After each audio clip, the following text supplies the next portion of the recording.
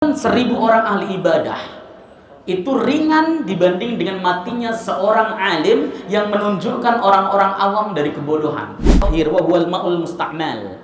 Suci tapi tidak mensucikan, itu adalah air musta'mal. Terminologi air musta'mal itu hanya ada dalam fikih Imam Syafi'i. Madhab Malik itu nggak kenal fikih air musta'mal, Pak. Jadi kalau Bapak nih di toilet misalnya di SPBU, itu kan biasanya tempat ceboknya kalau nggak ember ya bak kecil. Nah, kita khawatir nanti tiba-tiba pas waktu ada orang cebok di situ airnya nyepres lagi ke dalam. Bagaimana posisi air tersebut? Perspektif Syafi'i disebut air musta'mal. Caranya ya boleh pakai tangan, boleh, karena nggak ada gayung, ada ember, kita ambil kemudian kita wudhu di luar.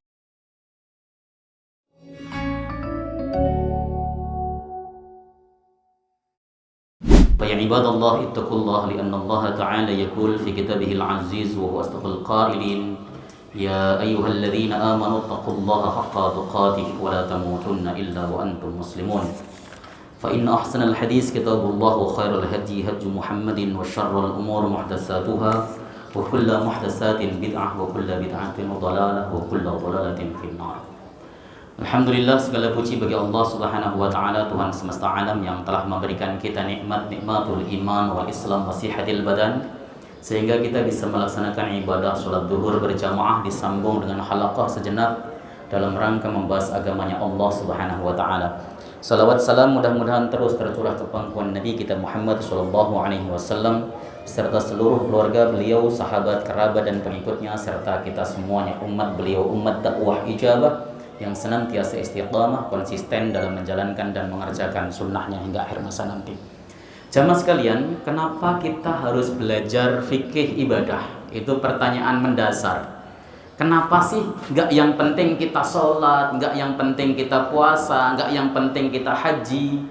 Walaupun kita minim ilmu, yang penting kita kan mengamalkan dan mengerjakan. Al-Imam Ibnul Jauzi di dalam kitab Talbis Iblis, pada bab tipuan iblis terhadap ahli ibadah, beliau menulis muqaddimahnya dengan sangat bagus. Innal babal a'zam alladhi dakhala fihi iblisu ala qalbin nas babul jahal. Sesungguhnya pintu yang besar di mana iblis laknatullah alaih akan masuk melalui pintu tersebut ke hati manusia adalah pintu kebodohan. Artinya seseorang bisa banyak melakukan ibadah bisa dia berulang kali dia sholatnya, berulang kali dia pergi haji, berulang kali dia pergi umroh, tetapi ketika dia tidak dilandasi ilmu yang benar, maka hukumnya mardud, ditolak oleh Allah Subhanahu wa ta'ala, tidak diterima oleh Allah Subhanahu wa ta'ala. Itulah urgensinya kita belajar agama. Makanya oleh sebab itulah kita itu wajib mengetahui tentang bagaimana tata cara ibadah kita yang benar. Ada sebuah makalah ya yang disampaikan oleh Sayyiduna Umar ibn Khattab radhiyallahu taala anhu, la mautu alfi abidin qaimin bil laili wa sa'imin bin nahar ahwanu min mauti alimin wahidin. Kematian 1000 orang ahli ibadah itu ringan dibanding dengan matinya seorang alim yang menunjukkan orang-orang awam dari kebodohan. Kematian seorang ahli 1000 orang ahli ibadah, dia rajin qiyamul lail, rajin puasa, mati itu nggak begitu ngaruh kalau tidak dilandasi ilmu. Ini penting sekali, sebab syarat diterimanya ibadah itu cuma ada 3, Pak. 3, nggak lebih. Yang pertama apa? Tauhidullah. Tauhidnya harus benar dulu. Tauhidnya harus mantap dulu. Banyak ibadah yang kita kerjakan tauhidnya salah, ya dhalun mudillun, sesat menyesatkan. Kata bahasanya Syekh Abdul Aziz bin Bas itu adalah seperti orang membangun bangunan di atas gelombang samudra. Baik, tauhidnya harus benar, akidahnya harus lurus, jangan sampai menyimpang, jangan nyampe salah, itu baru kita melaksanakan ibadah dengan baik. Yang kedua, syarat diterimanya ibadah adalah mutaba'atur rasul. harus ikut kepada Nabi Shallallahu Alaihi Wasallam. Ini yang disebut dengan ilmu fikih yang akan kita pelajari. Bagaimana Nabi sholat, mulai dari bagaimana Nabi bersuci, bagaimana Nabi wudhu, bagaimana Nabi tayamum, bagaimana Nabi sholat, terus nanti bagaimana Nabi sholat berjamaah, itu akan dipelajari. Faktual, Pak. Saya berkali-kali mengadakan daurah sholat, ya, di masjid-masjid dan sebagainya. Faktanya banyak orang yang belum mengerti betul tentang tata cara sholat yang benar. Bacaannya terutama ya, bacaan rukun qauli namanya. Nah, di pengajian kita, khususnya saya nanti akan fokus membahas fikih ibadah, mulai dari penggunaan air.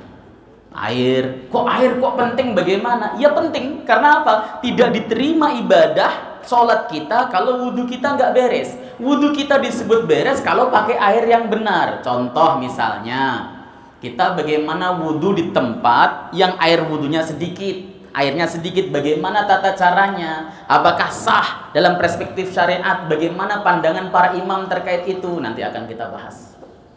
Ini penting sekali, karena banyak yang penting saya sholat, Ustadz, itu urusan Allah Subhanahu wa Ta'ala. Allah kan Maha Pengampun. Kita harus ingat, Allah memang Maha Pengampun. Dalam Al-Quran disebut Innallaha Ghafurur Rahim. Tapi Allah juga Syadidul Iqab, siksaannya dahsyat. Jadi jangan kemudian pasti diampuni oleh Allah, belum tentu. Ketika kita belum maksimal di dalam melaksanakan ibadah kita.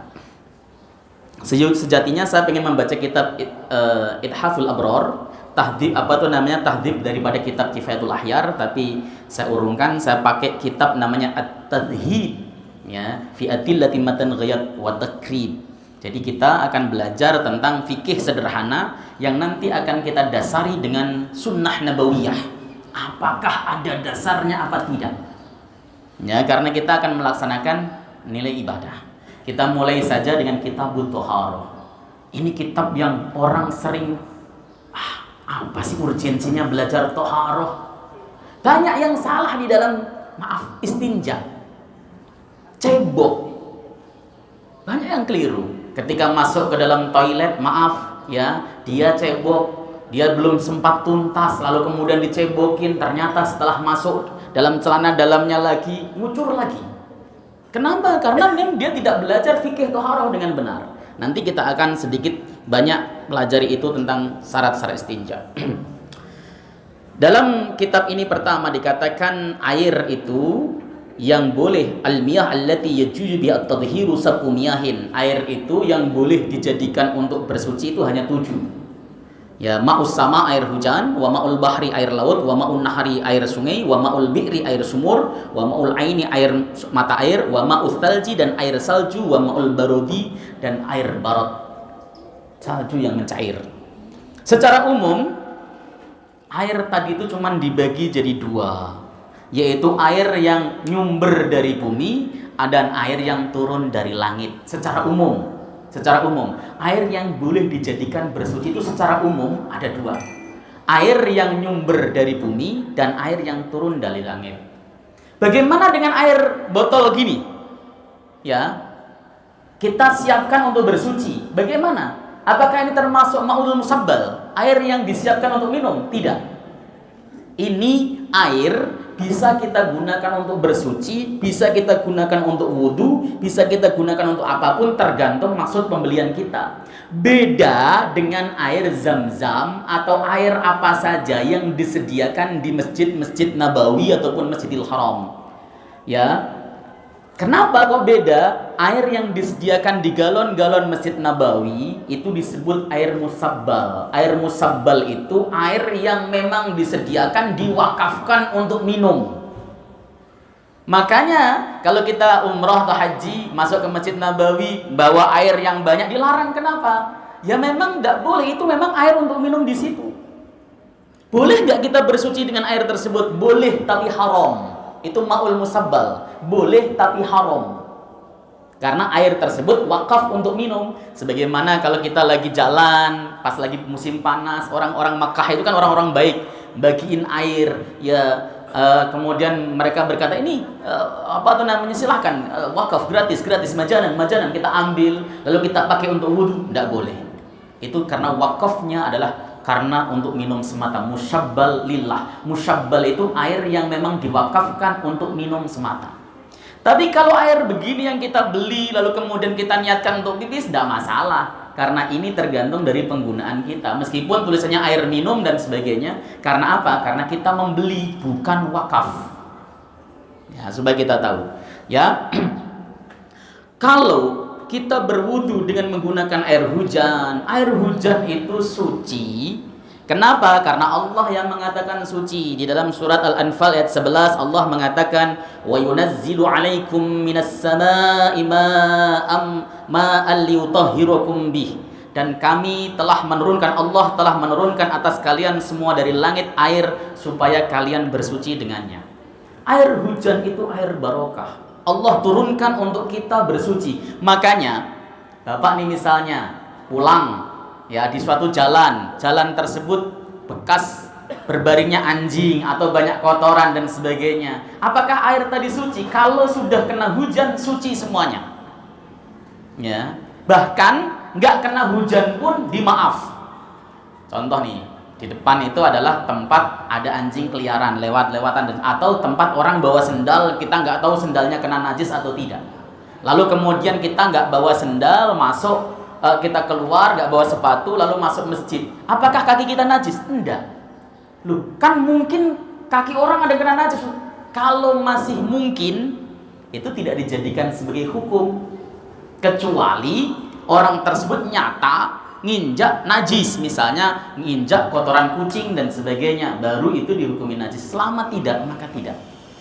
Tinus sawari, tanah jalan itu ma'fun anhu, kayak ini nih.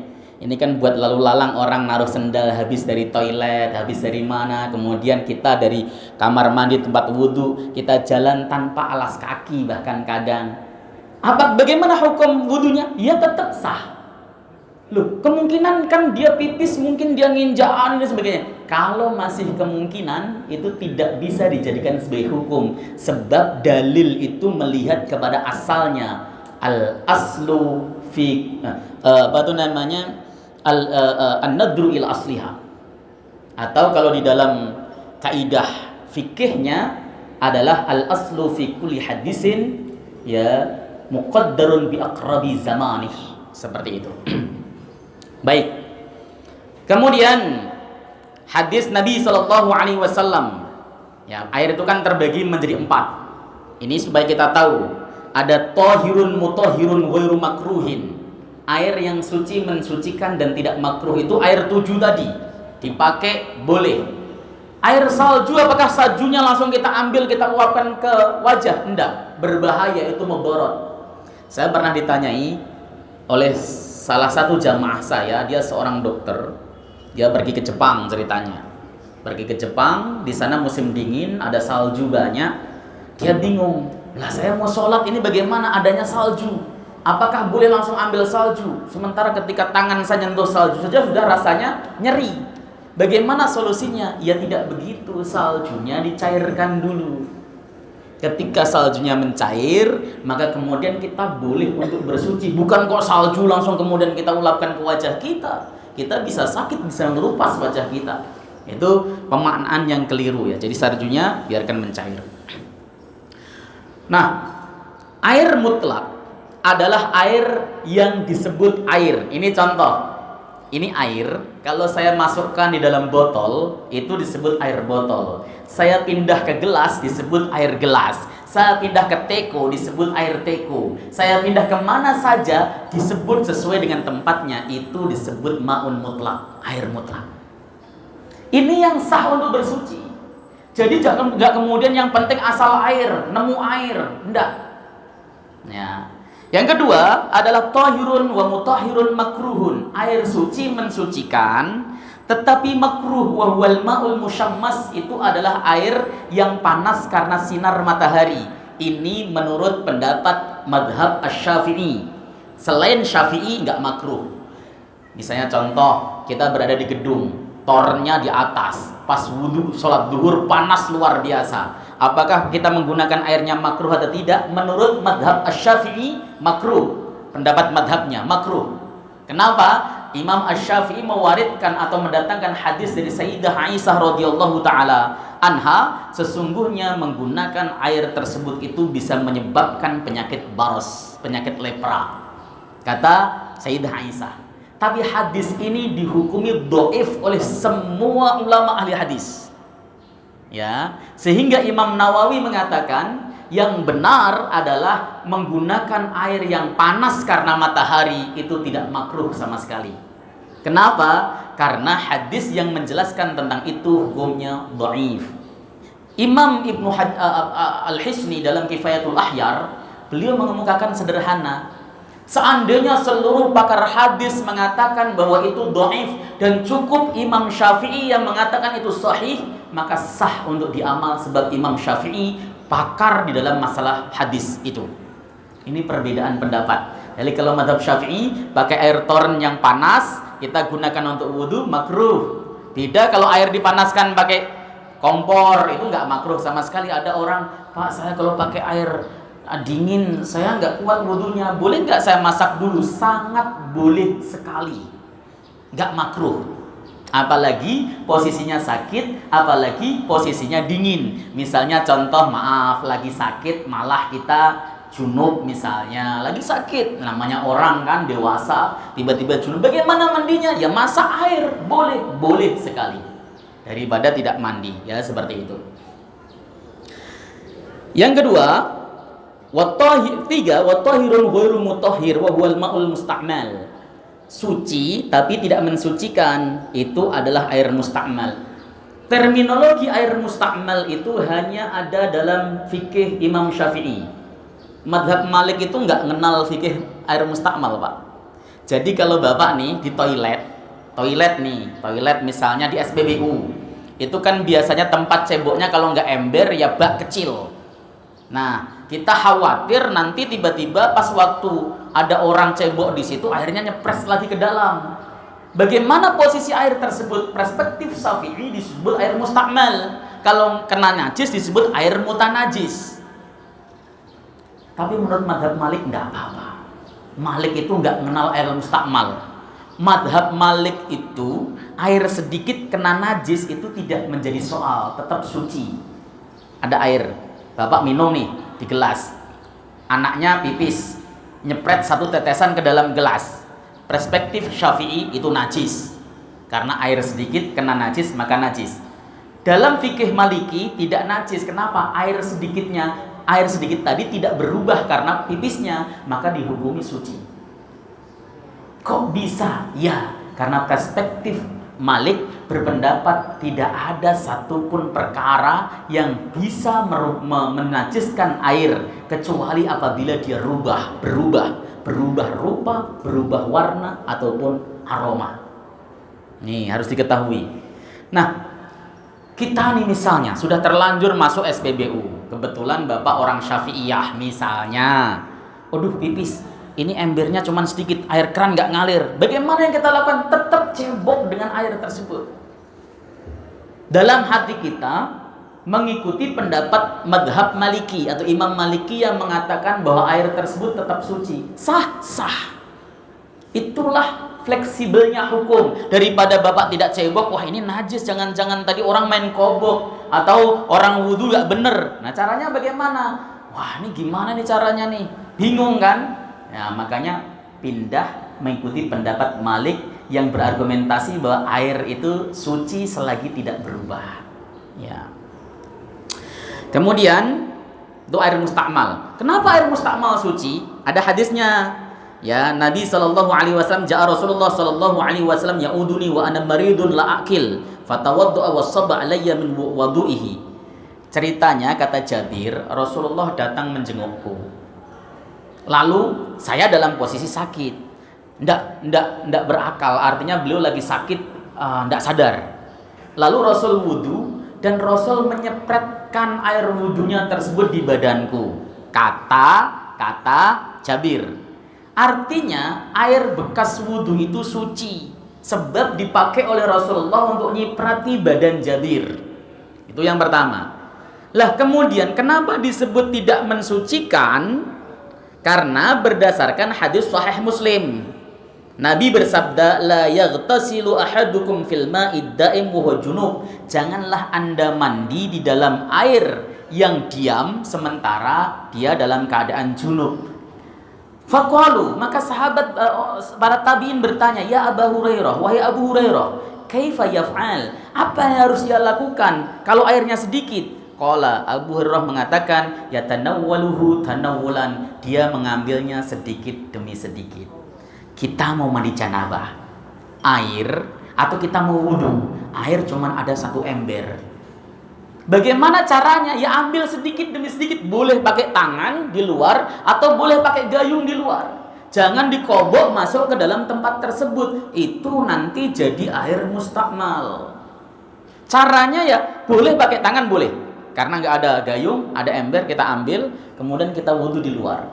Tangan ini tidak dihukumi membasuh dan airnya tidak jadi mustakmal. Karena hukumnya sama dengan hukum gayung. Nah itu yang disebut dengan air mustakmal tadi. Dan air mustakmal itu suci.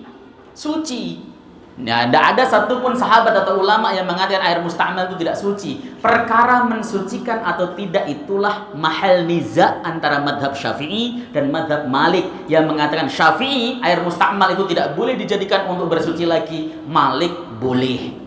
Madhab Malik itu boleh. Air mustakmal nih, wudhu nih misalnya di air kecil sedikit kita kobok masuk gitu, la ba'sa bih versi Malik. Ya, ini yang dipraktekkan dan dipilih oleh Muhammadiyah, madhab Malik itu. Sehingga Muhammadiyah itu tidak kenal air mustakmal. Ya, sementara madhab Syafi'i yang ada air mustakmal itu yang dipilih oleh NU. Ya, sehingga orang NU ketika wudhu harus hati-hati begitu keluar.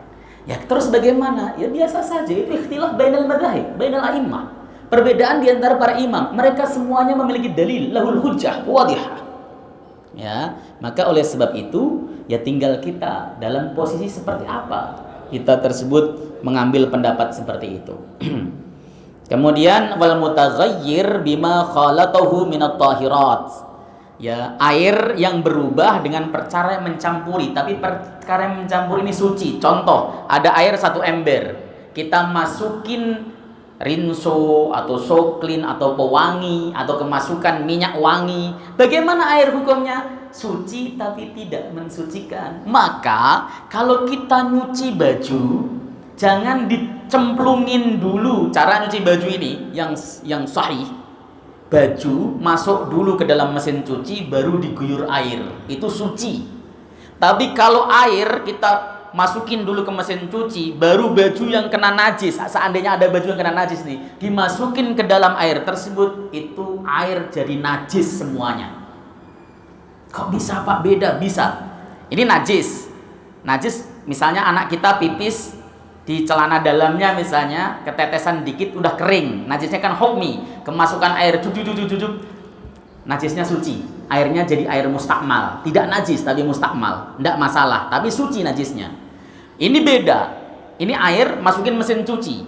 Airnya cuman sekitar 50 liter. Kita masukin celana anak kita yang kena najis, masukin plung, itu sama dengan air sedikit kemasukan najis. Seluruh air menjadi najis. Itu bedanya. Nah, kalau kita kemudian cara mensucinya sudah benar, masih pengen kita cuci lagi, caranya adalah biarkan air ini baju suci semuanya, baju suci nggak ada najisnya.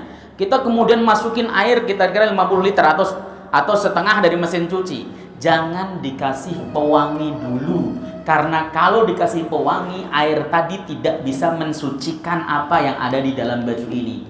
Ya, caranya bagaimana? Ya sudah, dimasukkan dulu di blender, baru kemudian dimasukin pewangi. Kenapa? Air yang kecampuran pewangi itu tidak disebut suci mensucikan.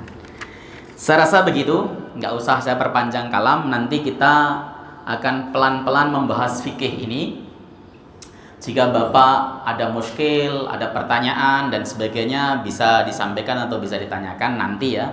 Karena sekarang itu lagi mukadimah, lagi pembukaan. Intinya begini Pak, ngaji itu wajib. Ya, kewajiban ngaji itu fardu ain. bukan fardu kifayah. Nanti ketika kita mati, kita akan ditanya tentang kewajiban ain kita. Oleh sebab itu, ngaji itu harus disempatkan, bukan sesempatnya. Saya nggak sempat, salah, harus disempatkan. Kalau kita tidak menyempatkan diri, takutnya, kan kadang orang bilang, saya mau ngaji nanti ketika saya sudah pensiun. Ternyata dia belum pernah pensiun, dipensiunkan sama Allah Subhanahu wa Ta'ala dari dunia. Atau dia, nanti saya ngajinya, nanti kalau sudah semuanya beres, saya pengen rajin ke masjid. Ternyata cita-cita itu tidak pernah terlaksana. Kenapa? Karena ketika dia sudah purna tugas, di tempatnya nggak ada kajian sama sekali. Nah, ngaji itu wajib, fardu ain, bukan fardu kifayah. Sering saya mengatakan, sholat jamaah itu para ulama beda pendapat. Ada yang mengatakan wajib, fardu ain, ada yang mengatakan fardu kifayah, ada yang mengatakan sunnah muakkadah. Tapi ngaji, semua ulama sepakat fardu ain. Bahkan Ibnu Qayyim al-Jauzi mengatakan bahwa ngaji itu lebih utama daripada jihad fisabilillah. Oleh sebab itu, dimanapun berada, kita berusaha untuk thalabul ilmi semampu kita, dimanapun kita nanti tinggal. Saya rasa begitu apa yang dapat saya sampaikan dalam mukadimah ini. Mudah-mudahan Allah Subhanahu wa Ta'ala selalu membimbing kita dalam kebenaran dan ketaatan. Kita tutup dengan fathul majlis. Subhanakallahumma bihamdika asyhadu an la ilaha illa anta astaghfiruka wa atubu ilaik. Assalamualaikum warahmatullahi wabarakatuh.